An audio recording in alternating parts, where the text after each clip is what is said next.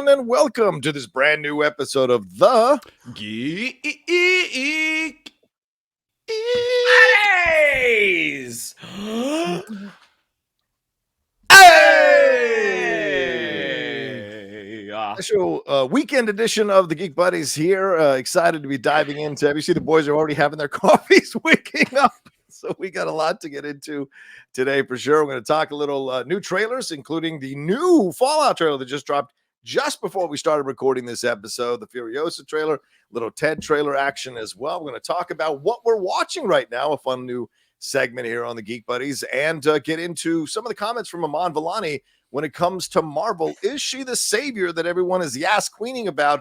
And then our main topic is going to be jumping into Bob Iger's comments about the future of Marvel, quality supposedly over quantity, and entertainment first, messages second. So a lot to be diving into here in this episode of the Geek Buddies, but let's introduce ourselves for those of you who may be new. I am the Outlaw John Rocha, writer, producer, and host here on the Geek Buddies.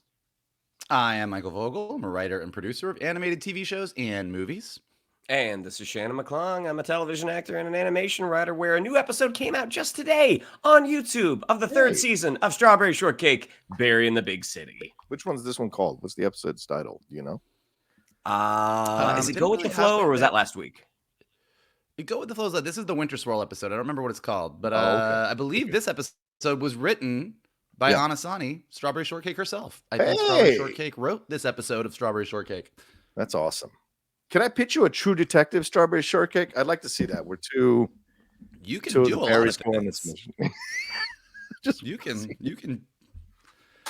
can pitch me a lot of things. What I do with it remains to be seen. two berries going deep into the patch to solve a murder. I think that would be awesome. Anyway, all right. Anyway, let's get into things. And for those of you who don't know, well, you're new to the show, the way we do it is we each take a news topic, talk about it amongst ourselves, take a couple of breaks, then we take a big main break and get into our main topic at the end. That's the Bob Iger conversation for sure. But Mr. McClung, I think you're kicking things off for us. I am, sir, with trailers. This one just came out today. We get our first look at the Amazon Prime series Fallout, starring Walton Goggins, Johnny Pemberton, Kyle MacLachlan. So this one, I think we're gonna have to rely a little bit on our audience because in terms of like knowledge of the game, mine is very, very little. I mean, I know it's sort of post-apocalyptic. I think it takes place in Vegas. I remember the little blonde guy with the thumbs up and the winking. But it is from Jonathan Nolan, brother of Christopher Nolan, creator of Westworld, Person of Interest, writer, one of the writers of The Dark Knight.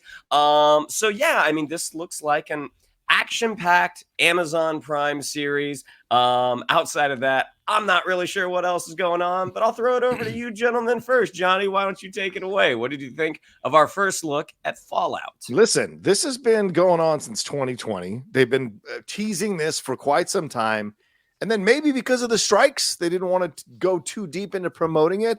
And then bang, they started dropping images just a few days ago. And now we have ourselves a first teaser trailer for this one. And it's pretty extensive, 2.5 minutes of giving you the world and what's going on. And from what I understand, this is very reflective of the game because the first game or the game begins with you coming out of a shelter and then having to figure out this post-apocalyptic world. This is apparently 200 years into the future. Got interesting characters, got some vibe with Walt Goggins characters, definitely some Dark Tower vibe to that with his cowboy character here, but also the unusual characters that you see in a post-apocalyptic wasteland, which I think are fascinating and interesting. I know this is an actress from Yellow Jackets, which I have not seen, but I should certainly put on my list to watch at some point.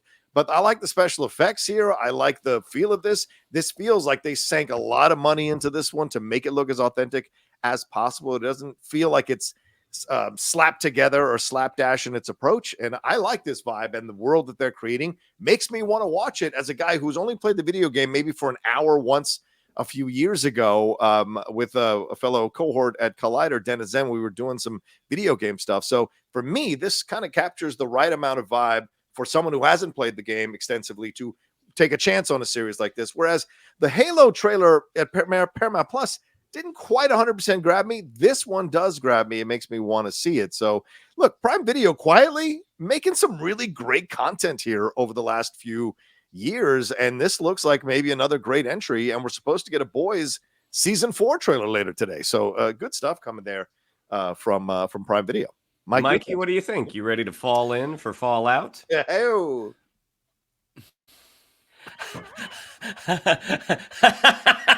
Wow. At least on my screen, you froze for half a second. I'm like, oh my gosh, he rolled his eyes so hard it made the internet. I could see the freeze happen, and I was like, that was a well-timed freeze. I got to make my point without having to make my point about you, not the show. No, look, I think I was really into it. I like you guys. I don't know a ton about the game. I didn't play Fallout. I just know what I know from my friends who are really big gamers. But I think what I took away from it is I just love that we're now living in this era where video game adaptations are getting like the big budget treatment. Oh yeah. I think that I have a lot of friends who are fans of those Resident Evil movies and some of the other things from back in the day, but those were never high profile. You know what I mean? Those were never like the things that the studios were bringing out, like the big guns. Right. And it really feels like with The Last of Us, with this, even with Super Mario, with Illuminations, despite the fact that I don't love the movie, you can't deny the fact that they spent a lot of money on that animation. Like that that the video game adaptations have now sort of attained a level of respect and quality that I think is really good, because I think that along with superhero stories, I think that the video game adaptations from the popular video games that we love are kind of our modern day mythology. So I like that we're getting these things. The trailer looks great. Remains to be seen. I'm with Johnny that like this one, the Halo trailer, when that one came out, I was kind of like, okay, like, yeah, if you loved Halo, I can see how like you'd be excited about this maybe. And then apparently nobody was. But this one feels a little bit more like it's going to make that leap. In the same way that Last of Us did, that if you love the game, it has all the markers there that you're like, this is what I loved about the game, but it looks like a story that you can dive into and sink your teeth into, even if you're not a gamer. And I think that's the key, is like you want those stories that kind of can make that leap to the broader audience without alienating their core fan base. Yeah, I mean, that was the thing, is like, in terms of what they're putting up on the screen, I'm like, yeah, this looks like you spent money on it. It looks like there was a lot of care put into this in terms of what the story is and the accessibility of that story for people who aren't familiar with the game. That kind of remains to be seen. But I do agree with John. Amazon Prime with the last few things that they've done, genre focused things in terms of like The Boys, Gen V, Invincible. I mean, they are putting out some really quality storytelling. So here's hoping that continues with Fallout, and that is coming out April 12th, 9 days after my birthday, next year. So our next trailer is for another streaming series, and this is called Ted. This is the prequel to the 2012 great film Ted, and also a prequel to the so-so sequel Ted 2. With this one, we're going back. John Bennett is in high school. Seems like Ted is being forced to attend that high school with him. Scott Grimes and Alana Ubik are taking over for Ralph Garman and Alex Borstein in the role of John's parents. And look, man, if you are a fan of that first movie, which I very much was, again, not so much the second one, but if you're a fan of that first movie, I think this one looks really, really fun. But we'll throw it over to Mikey first. What did you think of our first look at Ted? I think Boston accents are funny. That's what I think. Boston accents are just like that. Like this I think this looks like a lot of fun. I'm definitely gonna check it out. It looks great. But it really does look like I was watching the trailer and I'm like, they could just say anything in that Boston accent and I'm in. I love it. I love it. It's great. No, it looks good. Again, we're living in this time where, Ted as a, fully realized walking around CG character, main character in a show, looks the same way he did in the movie. Like there's we're not dealing with that. We're watching something on TV and we're watching this step down in visual effects or this step down in anything. We are watching the exact same tone, the exact same visual effects, the exact same profanity, the exact same everything that we got in Ted 1 on the small screen. And it looks good. It looks funny. It looks like, I think that oddly, Seth MacFarlane is an odd duck to me because I think Family Guy is one of the funniest things in the world. I also think it has zero heart. Like there's no heart. Like I've always been more of a South Park guy than a Family Guy guy, just because I think South Park manages to get a little bit more social commentary, a little bit more heart, and Family Guy just goes for the jokes, and it goes hard for the jokes. So I can watch a Family Guy clip and go, that's amazing, but I'm not like the hugest Family Guy fan. But when you look at the Orville, Seth MacFarlane, when he wants to go down the road of having like emotional stories and heart, he goes there. And Ted seems to be that balance where it's really fucking vulgar. It's really fucking funny. But there's also a little bit of sweetness to it. And like there was a little bit of sweetness to this trailer as well that I was like, this actually looks like a kind of sweet family coming of age story with a crazy bear with a gun and prostitutes. So you know what? If this is where if this is where all of Seth MacFarlane's differing skills come together and differing talents come together, I'm here for it. Johnny, what do you think? Are Boston accents funny? What'd you think of Ted? As a Yankees fan, yes, I do think they're funny for many different reasons. But I also liked this trailer very, very much. I did a trailer reaction like the day after, so it had been 24 hours had passed, but I was like, I gotta watch this thing and see what my reaction to it is. And I really enjoyed it because, like you, Shannon, I love the first movie. Still go back and watch it every once in a while, or if it's on USA or something. But the second movie was kind of a letdown a little bit, even though I think Amanda Seyfried did a nice job for what she was doing in the film. And certainly the F. Scott Fitzgerald moment is a very funny moment. But overall, the film didn't quite capture, as Michael said, the heart. The first film had a lot of heart. The second film kind of forgot about that was really important. Now we get the series, and I think the series is smart for a number of reasons. One, you're going back in time, so you're not getting Mark Wahlberg back. You're getting a young kid who a lot of people are liking as an actor. I can't remember the guy's name, but I know he's Max Burkholder. Max Burkholder. Yes, a lot of people like him, and he's right. And he's coming up here as an actor, and so seeing him take this lead role, it works because the kid is relatable. He's an underdog in the situation. He's being bullied, made fun of. He hasn't had sex, and setting it in the 90s. That's how you avoid the 2023 approach to this. Go back into the 90s where it's a little more raunchier, stuff's a little more open about talking about sexuality, drugs. I mean, they're showing a 16-year-old kid smoking weed and hanging out with his parents having dinner. Like, that's kind of shit you can get away with if you're going to set it in the 90s. Plus, if you're looking to get a whole new generation. Well, I mean, it's legal now. It's legal now, so you can do it depending today on too. the state. Depending on the state, I think is.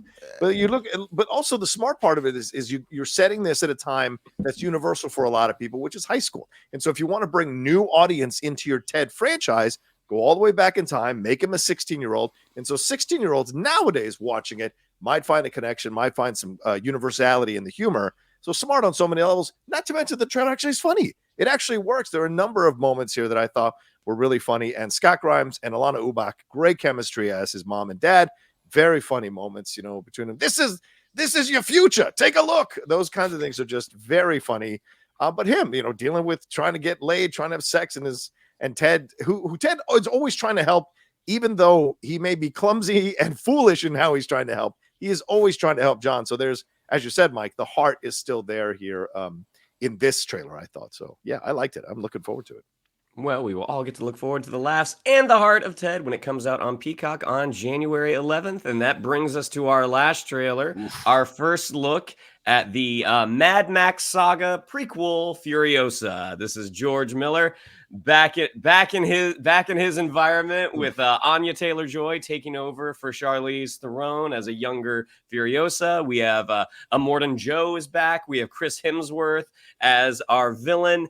I know Johnny is excited to talk about this one, so I'll throw it over to him first. What'd you think of that first look of Furiosa? Yeah, I described this as a size 14 work boot caked in mud kicking you in the chest. That's what this trailer was. And I am like 100% on board with this trailer. Like, because I was kind of hesitant.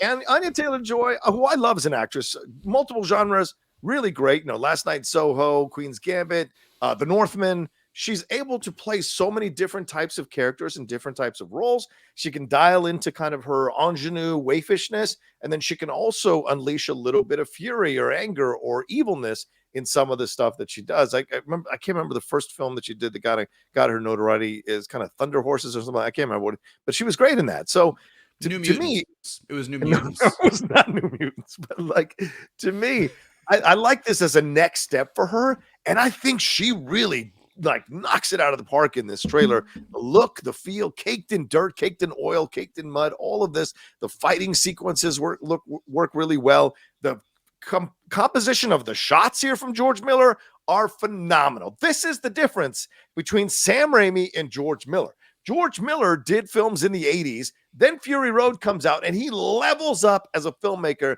visually, story-wise, and everything. Gets phenomenal performances.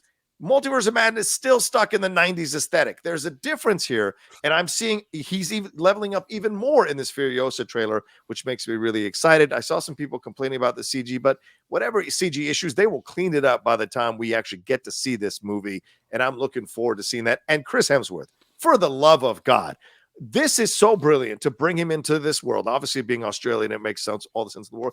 But giving him a prosthetic nose, letting him adjust his voice to sound so weird and unsettling, as these characters do in Mad Max movies, it's just smart across the board. So I cannot wait. You couldn't have asked for a better teaser trailer, in my opinion, to get you excited for this film.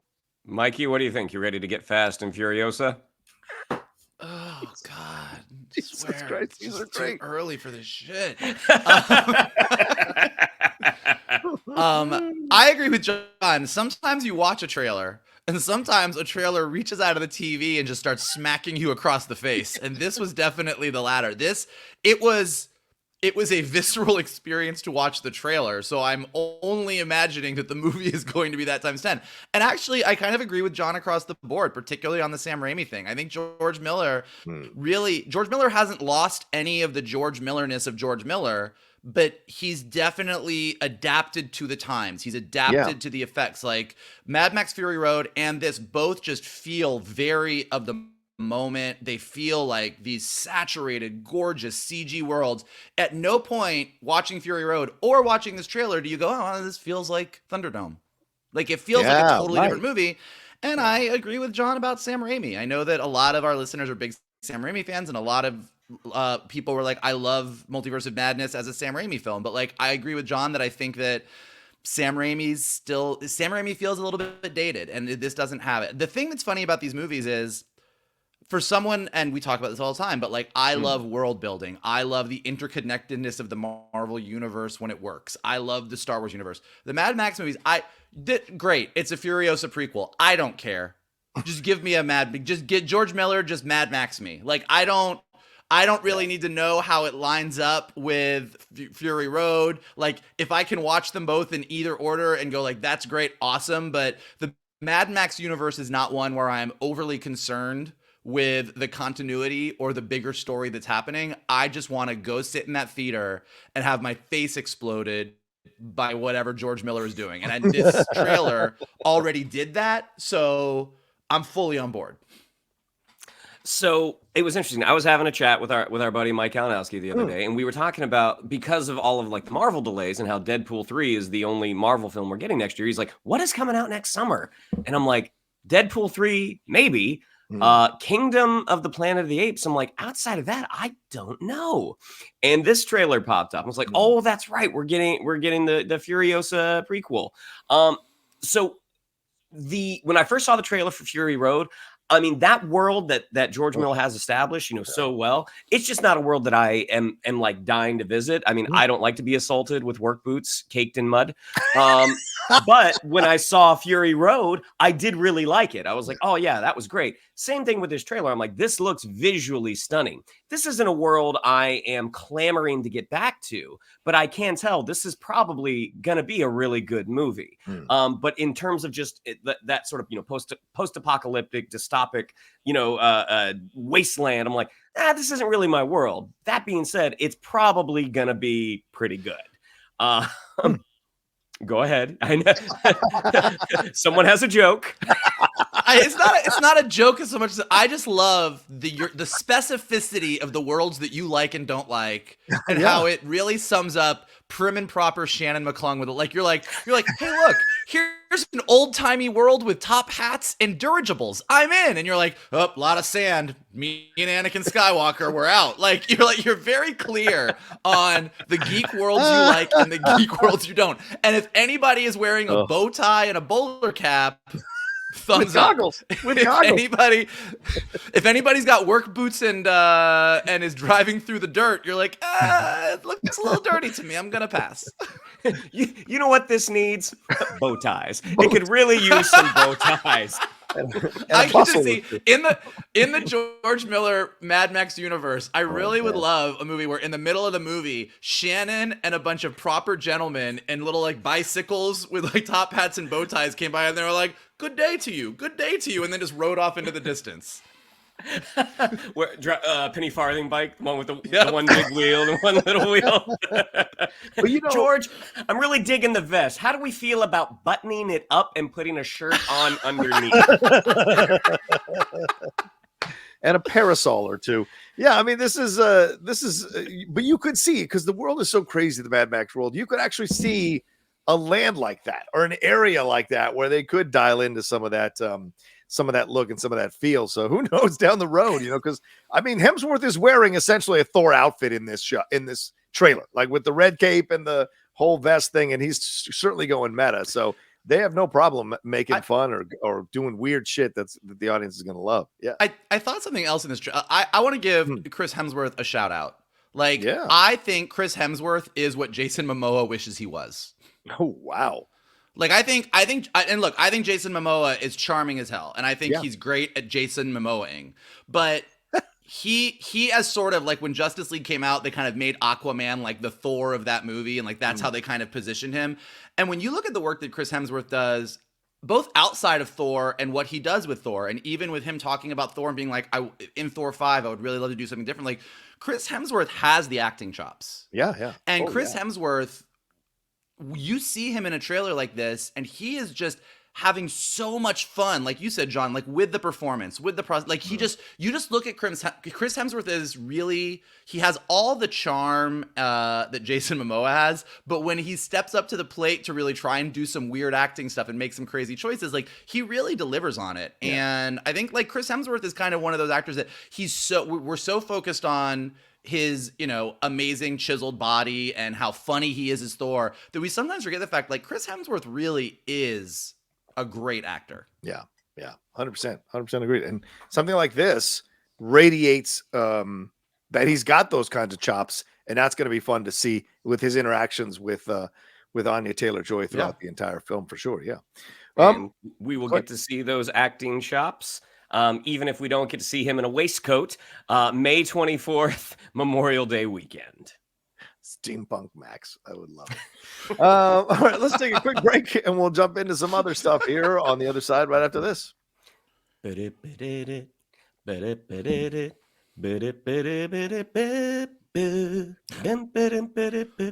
soon, Shannon McClungan, mildly annoyed Max.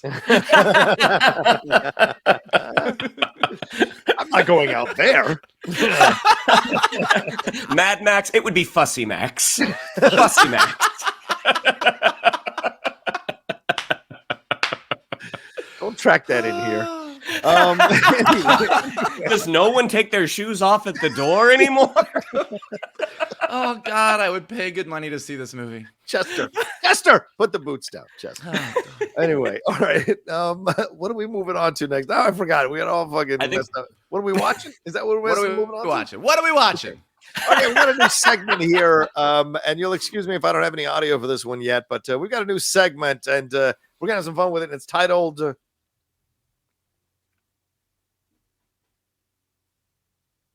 There you go. What are we watching? There you go. What do you think, Mikey? Is it working? I mean, those were good graphics. You're getting pretty good there on the graphics side. We could use some music for it, but I know. I couldn't find any music before we started recording this morning, but because we kind of came up with this on the fly, but I will have music for it down the road. But yeah, this is a new segment we thought about called What Are We Watching? And of course, we've tossed out segments before in the past, and we do have the Geek Bites. It's a fun new offshoot show of the Geek Buddies. But we thought, hey, let's have some fun talking about what are we watching. You guys liked it the last time we talked about what are we geeking out about. This is more about what are we watching right now. So it could be any number of things that are going on. So Micah, let's go to you. What are you watching right now? Anything you recommend? Anything you're enjoying right now? So we're gonna go a little retro with mine because I over Thanksgiving weekend, with all the new things that I needed to be watching, Yeah. I finally got one of our best buddies, Paul Bestwick, to start in on For All Mankind. Now, For All Mankind on Apple Plus, season 4 has just premiered a few weeks ago. Yeah. But For All Mankind is pretty much one of the best TV shows ever made that a lot of people aren't watching. And so I got him to start watching it. He came over right before he left town on Wednesday of Thanksgiving weekend, and we watched episode 4 of season 1 together. Yeah. And then I woke up Thanksgiving morning and I needed something on while I was baking. And so I just put on season 5 of episode 1.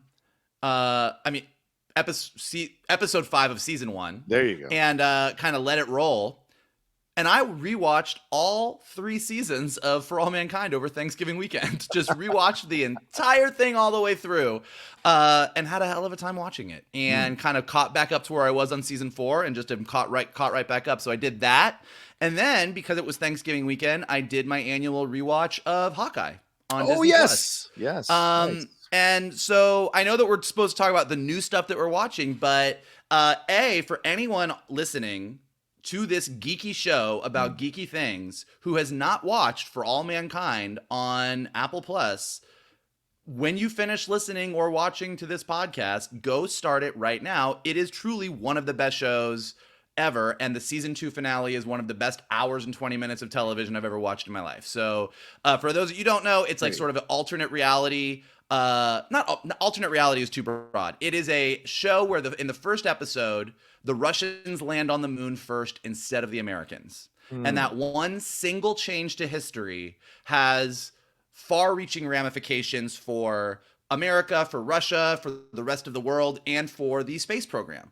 That with the Russians landing first, the space program kind of keeps going, and the competition between America and Russia for who is going to kind of own space keeps going on and on and on throughout the decades, and every single season kind of jumps at least a decade or so into the future. Wow. So it's really amazing. It's really, really good. It's got an amazing cast, really high production value from Ronald Moore of Battlestar Galactica fame. Like, it is a geek show for geeks. And if you love space, you will absolutely love the show. I know I've got Shannon to watch it. I know I need to get Johnny to watch it.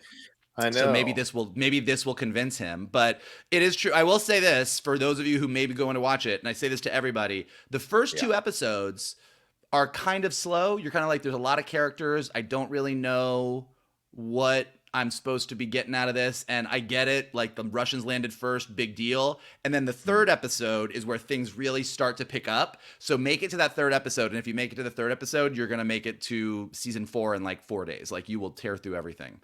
And then really quickly, I just got to say, because I just finished it, rewatching Hawkeye, I know it's not the most perfect of the Disney Plus shows, and I know that everyone has their critiques of the show when it comes to Kingpin and a couple other things. But I got to tell you, given where we are with the state of Marvel currently, watching Hawkeye really reminds you that the beginning of Phase 4 had some real gems.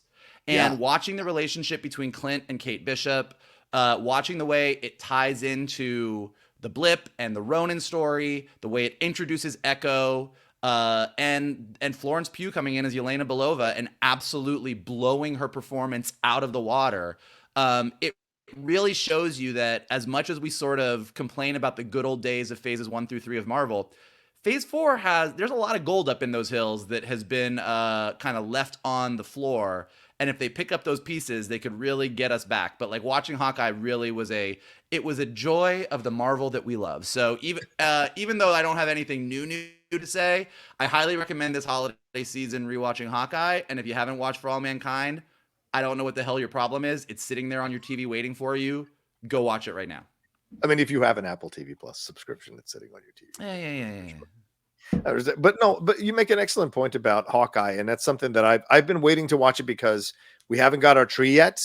Because Lady Outlaw has been sick for 5 days. Whoever was sick at Thanksgiving, I've got a blood feud with you, and so she is just still hasn't recovered enough for us to go get a tree yet. But when we do, first thing I'm going to do is pop on Hawkeye and watch it from beginning to end while I look at the tree. So that is absolutely going to be appointment watching for me. So it's a great choice here. And one more thing. Luke Barnett, who is a follower of mine, is an actor on For All Mankind, or had a guest spot on For All Mankind. And he tweeted out about it. And I said, the Geek Buddies are trying to get me to watch this show. And he's like, you've got to watch it. It's legitimately great. He says it's like Mad Men meets The Expanse. So that kind of got me a little more on board with this thing. So I think I'm going to go start watching it next week. So I'll take it slow, but I will start watching. Yeah, it is. You won't take it slow. You'll try. And then you will be like, it's 2 a.m. Maybe I'll watch one more episode before I go to sleep. Like, you will not be able to stop. Shannon, true or false? True. You will text in those first 3 episodes being like, hey, you guys, I'm not so sure. I'm not so sure. This one might not be for me. Yeah. But once you get past that hump, it takes off like a rocket. Yeah. Just like they do in For All Mankind. Oof. Oh, God. I need more coffee. Fussy Max. What do you got? So the one that I really want to talk about, I'm not going to talk about. I'm going to leave that to John because John was the one who told me about it. Oh, yeah. But yes, sure. If you have an Apple Plus subscription, along with For All Mankind season 4, which has been just dynamite, there's also Monarch, Legacy, and Monsters. So this, if you are a fan of those MonsterVerse movies from Legendary, Kong Skull Island, Godzilla versus Kong versus Godzilla, I don't know which one comes first. The sort of critique in those films, ironically, has been the lack of a human story. It's just like the humans just aren't that interesting. 4 episodes in thus far? I think the humans in this series yesterday. Was it fourth episode yesterday? I think the fourth one just came out. I haven't watched it yet.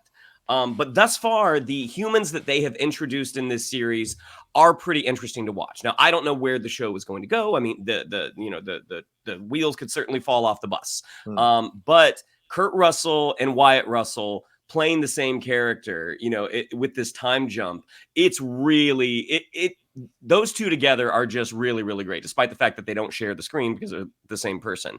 The brief looks that we do get at the kaiju are really, really cool. So if you start For All Mankind, you can also check out Monarch, Legacy, and Monsters. The other two, I'll try to be quick here. One is a show that was on Peacock called Killing It. This is with Craig Robinson. This is low-key one of the funniest shows on TV. So the guys who made this, they were responsible for like Brooklyn Nine-Nine. He is a guy in South Florida. He's divorced. He has a daughter. He is just trying to make his way. His brother's a little bit of a crook, but it's just about him trying to get the money together to start a saw palmetto berry farm. And it is shocking the twists and turns this show takes. Because again, along with being just storytelling, it's just really, really compelling.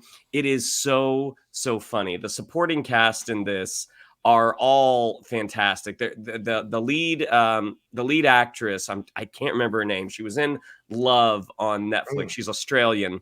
Claudia O'Doherty, who she also popped up. She was Steve Bonnet's wife in what we do? Our Flag Means Death. Our Flag Means Death.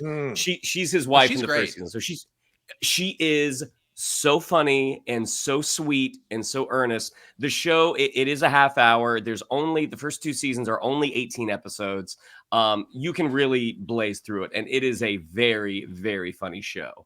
And the last one I'm going to talk about is Lawman Bass Reeves. Yeah. So this is one that I was really, really looking forward to. I do like the Taylor Sheridan verse on Paramount Plus with 1883, with 1923. This show isn't really connected to those, but it very much takes place in that world. David Oyelowo is doing fantastic work. And again, the supporting cast is just stellar. You've got Donald Sutherland, you've got Dennis Quaid, you've got Shea Wiggum. It is about the first Black U.S. Marshal, and just the first few episodes, I'm like, okay, this is fine. Like it's not great, but it's fine. The further the show has gone, I think I just finished episode 5. It is starting to get very, very good. And if you like just like an Old West cowboy show with a really compelling lead in David Oyelowo, check out Lawman Bass Reeves. It's excellent. Yeah, it's doing really well. It's the first 2 episodes amassed a collective 7.5 million viewers across the world in the first 7 days of its release, And that's more than double the 3.55 million viewers that tuned in live plus same day for the back-to-back broadcast premiere on CBS, according to Nielsen stats. So it's doing really well. So this is something that we may get a second season for this. And I've definitely got to dive in. I may power through the 5 episodes tomorrow, to be honest with you, because I watched the first. I watched the first 2, and based on Shannon's overall opinion of them, I agree. Like I was like, this is good. Yeah. Like I'm not like blown out of the water. I'm not like I got to, but I was like, this is very good. It's very Quality. solid. It's really well done. It's really quality. Yeah. But I haven't caught up with the rest yet. So now I'm excited to dive back in. Great segment, guys. I got stuff to watch today. Okay, so I'll go quick through the stuff I'm about to finish, which is first of all, The Golden Bachelor. I've never watched The Bachelor. Never, ever watched The Bachelor. I am adamant against these type of shows, but The Golden Bachelor has been incredible to watch. The human drama from these people in their 60s and 70s as they navigate love is heartbreaking and touching and moving and catty and drama-filled. It is hilarious every hour, but also painful as you watch these people legitimately are heartbroken that they don't get chosen, legitimately get far enough and not get selected and see the shattering of their feelings, but also see the way they bounce back. And so there's a lot here that is a fascinating experiment to watch. I usually hate The Bachelor because I think it's pretty fucking shallow, but Golden Bachelor, there's much more humanity to this than I expected in heart. So we've got the 2-hour season finale we need to watch yet, but so far up until this point, it's been stellar. Amazing Race has been an awesome season this season. We powered through these during COVID. Like we watched all 34 seasons during COVID, like from 2000 on. Like we watched all 34 seasons, like just constantly from next. And we didn't go in order. Like we found like top 10 lists, top 20 lists. And so that's how we kind of consume the seasons and then watch the rest of the seasons after that. This season has been incredibly fun. They've got a pairing here, a father and son, a father who's deaf and his son who does ASL the whole time and how he's navigating this stuff. It's really incredible. They got these 2 young black nerds who are just doing great work on the show in navigating all these challenges and some interesting teams that they've got overall. An older father, like a hillbilly older father, a southern older father, and his daughter who is much more aware of the world. So just great combination of people that you can enjoy. And it's got really positive messages as you're watching the show. And I think that's good for where we're at nowadays. But the stuff that is not reality based, well, actually one more reality based show, and that is Squid Game: The Challenge. If you have not watched this show, I cannot tell you how much to watch this show. It is so fucking great. The finale is next week. You have time to catch up. It's 9 episodes. They're about 40 to 50 minutes each, and they fly by. And you are going to be like completely insanely unsettled through these 9 episodes. And they make variations on the challenges from the actual series, and the variations are smart. One of them is Battleship, Human Battleship, which I think is just genius the way they did that. And they do have that sequence of where they're walking across the bridge and panels fall out. There is that sequence in the show. So it is pretty incredible what they've done with this reality series. And I've been loving it. And the 3 people you would not expect to reach the finale have reached the finale. And it is even more insane to see that for sure. As for the scripted stuff, really loving Frasier right now. I can't believe how much I'm enjoying Frasier. I hated those first 2 episodes, but they've really found their rhythm. And having Bebe Neuwirth come back as Lilith last week, or 2 weeks ago rather, was genius. And now they've got Perry Gilpin coming for the finale, which they teased in a promo for the upcoming finale, which I think is so smart. I'm really surprised. They figured it out. They unlocked how to make it work for 2023, and it has. And I think Kelsey Grammer, for whatever your feelings are about his politics, he's doing great work with this Frasier. And I'm just so happy to see it because I love this character so much, and I've been enjoying it. And that's on Paramount Plus. And the other thing on Paramount Plus, Colin from Accounts. Man, this sitcom has been such a wonderful revelation. The Paramount people sent me the first 8 episodes ahead of time, and I was like, I don't know, an Australian sitcom. I do like Australian stuff, don't get me wrong, but I was like, do I really want to? And then I started watching it, and we couldn't stop. It is so good. It is sweet. It's an interesting story. A guy in his 40s who accidentally hits a dog. The dog lives, but the dog's a little crippled. But the reason he hit the dog is because this woman who's 29 years old and going through a breakup flashes him her breast as she's walking across the street as a kind of wild, rebellious thing to do. He gets distracted, hits the dog. Now they're both having to take care of the dog because they're both complicit in what happened to the dog and how their relationship progresses. It's a half-hour sitcom, and it's very funny. It's very dry humor, Australian dry humor, but also some occasional moments of broad humor that really work, but also about the human relationships going on here, being someone who's 40, dating someone who's 29, who's turning 30, but also her work relationship with her mom, who is played by the woman who played Elvis's mom in Elvis, and also what he's going through and navigating as because he owns a brewery. So it's all of so he's got his own kind of approach to it. So I'm telling you, if you're looking for a refreshing new comedy, Colin from Accounts is just incredible. It is great. Shannon, you enjoy the show, I'm sure. The birthday episode, John.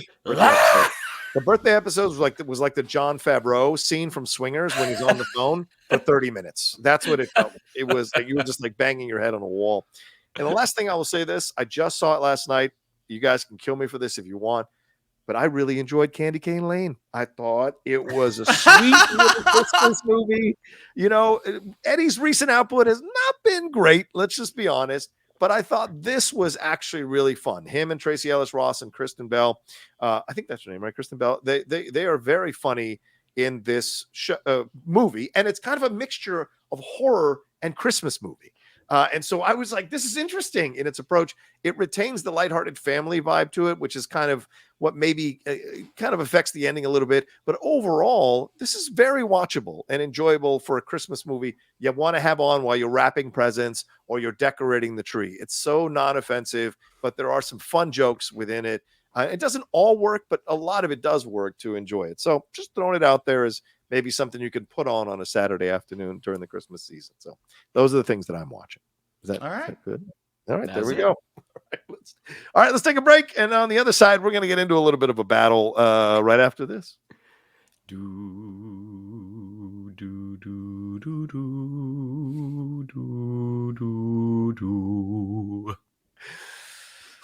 All right, let's battle. Let's get ready to rumble. So I brought this up to the two gentlemen on the show who are obviously much more well adjusted and balanced and normal people than I am.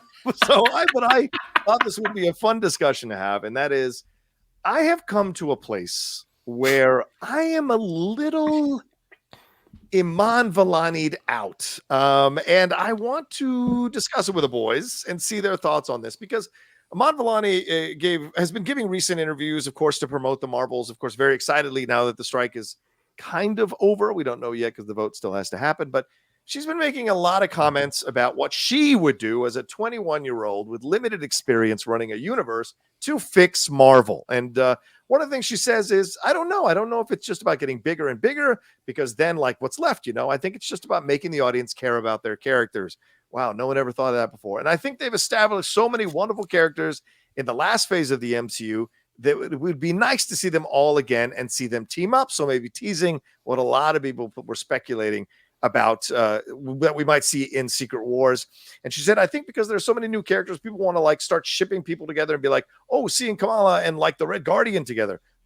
No one would say that. Like imagining all these pair ups, and I think that would definitely pay off. It would be like, the next Avengers. And so she's given some really interesting comments. But then when she's talking about the Marvels and the box office flop of the Marvels, she says, I don't want to focus on something that's not even in my control, because what's the point? That's for Bob Iger. The box office has nothing to do with me. I'm happy with the finished product, and the people that I care about enjoy the film. It's genuinely a good time watching this movie, and that's all we can ask for with these films. It has superheroes. It takes place in space. It's not that deep. And it's about teamwork and sisterhood. It's a fun movie, and I'm just so happy that I can share it with people. So to me, you're one of the 3 stars of the movie. You're supposed to care about the box office. It does matter, because that could lead to you possibly not playing this character again, which you're enjoying playing if you don't do well. Plus, you're the star of the lowest rated Disney Plus show. We enjoyed it, but overall, I just find this for someone who is not really a big part of the Marvel universe in terms of being able to get good financial returns from it. I find it to be fascinating that she has all these ideas and thinks she knows how to fix the Marvel universe when nobody is watching the content that she's putting out as Ms. Marvel. Gentlemen, am I off base? Oh, yeah. No, yeah. No, you are. told you when we were texting about this that you're off base. But I said we could talk about it in front of everybody. I mean, a couple things. One, Go ahead. it's not like she's Rachel Ziegler. Like she's not like going onto the red carpet and like she's not dissing her movies. She's not saying, "Oh, well, the source material's garbage, but I'm glad that we're doing something different." Like she's a hardcore comic book fan. I mean, like she's like a fan of the source material. She is a nerd. She, just like her character within the MCU, is a person who is a nerd about this universe that now gets to be a part of the universe. And everything that she says is sort of just a reflection of that. And also everything she says is A, pretty benign, and B, accurate. I think that what she says about what Marvel needs to do to fix the universe, you might be right. It's an easy thing that everybody can say, yeah, you should really put the characters first and make us care about the characters. But Marvel hasn't been doing that for the last few movies, so she's not wrong. Marvel introduced us to Shang-Chi. It introduced us to Yelena Belova. It introduced us to the Eternals. It introduced us to all these characters who have yet to get together, and we're coming up on the end of Phase 5. And so Riri Williams, like all of these characters, like, there's all of this promise.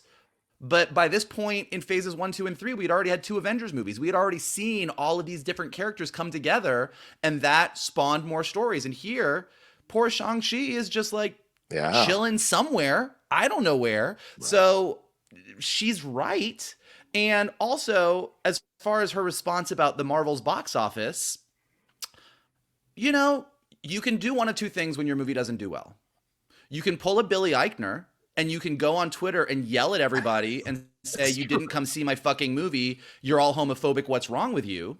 Or you can say, hey, I'm proud of the work I did as an actor. I can't control what people do. The executives need to worry about the box office. My job as an actress is to do the work, and I'm proud of the work that I did, which for a 21-year-old is a pretty mature way of looking at things. So I am not Vellani'd out, and I also think that everything she says is completely well within the bounds of what someone should say, which is why when you texted us, I was like, sure, let's talk about it. Literally the human version of the emoji shrug. Shannon, your thoughts on this? Am I being a crotchety old man yelling at the sky? Well, it's not the sky. It's that one cloud that you're shaking your fist at in the sky. You know, in terms of how the movie did, yeah. I mean, she had a classy response to a question. Basically saying, because there is nothing she can do at that point. The movie was made, it was reshot, or had reshoots, and then it was released. I mean, that is the extent of her involvement. She wasn't allowed to go out and promote it until the 11th hour.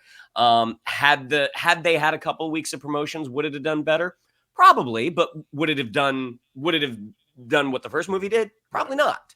Like for whatever reason, you know, the audiences just didn't respond to this one. The folks that have gone and seen it, I feel like most of the folks liked parts of it. They're like, is this perfect? Of course not. But is this better than some of the things that we have gotten? Yeah. So I feel like her response to that was correct. Like, look, I'm proud of the work I did.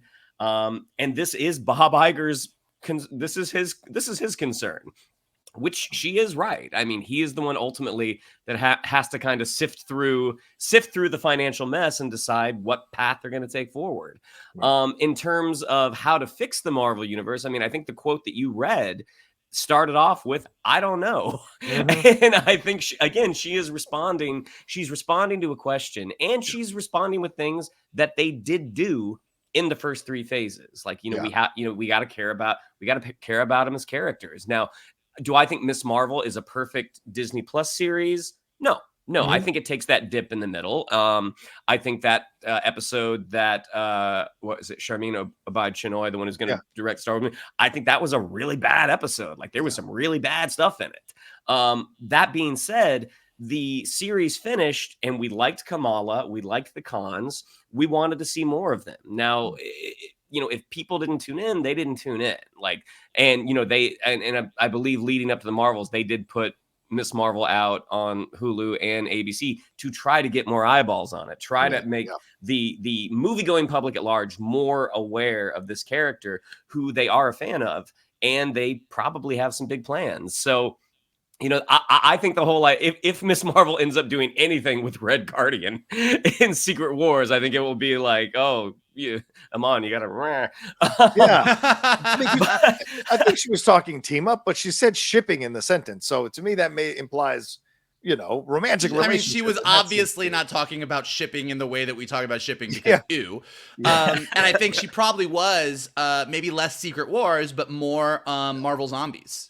Because I know that I mean, she's already said this, and I'm sure because Marvel told her she could say this, but Miss Marvel in the animated Marvel Zombies that's coming out is sort of central to that story, and I'm pretty sure Red Guardian is also featured in Marvel Zombies as well. So I wouldn't be surprised if we get to Marvel Zombies and we see the two of them working as a team and we go, oh, that's fun. But I mean, again, to that point, and John, we talked about this when we did our trailer reaction to What If. Yeah. I mean, why I'm so excited about What If Season 2 and Marvel Zombies, and eventually why we all want to see Secret Wars, is because the thing that we're not getting right now is all of these different characters coming together. Yeah. I mean, even just watching Hawkeye, as I was talking about, you know, when you see Kingpin show up and interact with Kate Bishop, or Kate Bishop with Clint, or Clint with Yelena Belova, or Kate with Yelena, like seeing these characters from different movies come together into each other's worlds, that's what we love, and that's what we're not really getting. So, again, she's not wrong.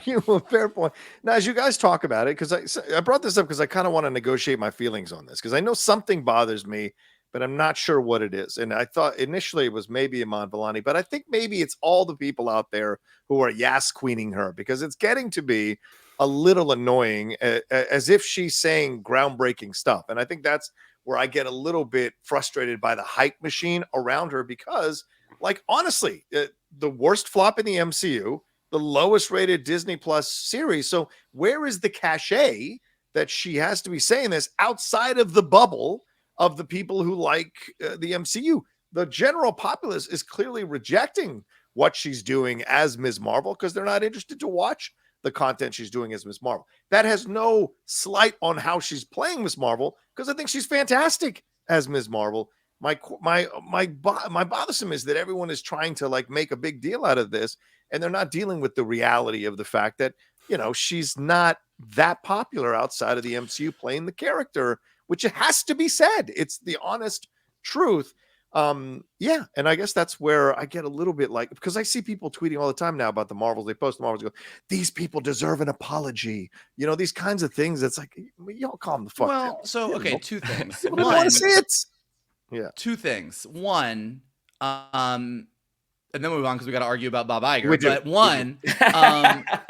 one is, although Miss Marvel the series is not the most popular Disney Plus series, and although the Marvels did not perform well, in both of those things, critics and audiences alike were like, well, we love her. 100%. We love her, and the cons kind of come out of both of these things unscathed. Like the issues with Miss Marvel, whether your issue is the effects or the villain story was kind of lame, or like there's a lot of complaints that you can make about Miss Marvel, and I think Shannon nails a lot of them, but she's not one of them. Yeah. She's great throughout. And when you watch the Marvels, even when we did our review of the Marvels and talked about it, the three of them, Teyonah Parris, Brie Larson, and Iman Vellani, kind of come out going like, I like them. Yeah. The movie around them is not great, but I actually like the three of them. So I think she has it. And also, like, again, she's a 21-year-old actress, and she's playing this very popular comic book character, and she's going out doing press, and people are asking her questions. Like, should she go,